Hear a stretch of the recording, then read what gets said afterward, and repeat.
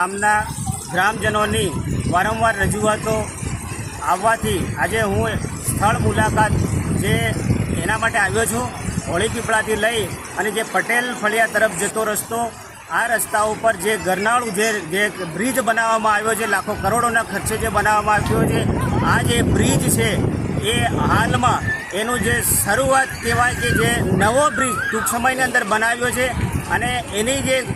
જે હલકી કક્ષાનું જે ગુણવત્તાવાળું જે મટીરિયલ વાપરવામાં આવ્યું છે, આ પહેલાં જ વરસાદે પડતાની સાથે આજે આ તમે જોઈ રહ્યા છો કે આ બ્રિજ તૂટી ગયો છે. ત્યારે લોકોને, ગ્રામજનોને બહુ હાલાકીનો સામનો વેઠવાનો વારો આવી રહ્યો છે કે આ લોકો અહીંયાથી લઈ અને આ જે રસ્તા માર્ગ ઉપર શહેર તરફ જતા હોય છે, અહીંયા સામેના દિશા કે સામેના જે ફળિયામાં જે મુનકોસલા વર્ગ આવેલો છે, આ મુનકોસલા વર્ગ જવા માટે બાળકોને પણ ઘણી તકલીફ પડી રહી છે. ત્યારે તમે આજે જુઓ છો કે આ ભ્રષ્ટ ભાજપના નેતાઓ કે અધિકારીઓએ આજે જે મળતા એજન્સીઓને લાખો કરોડો રૂપિયા આપીને આજે આવા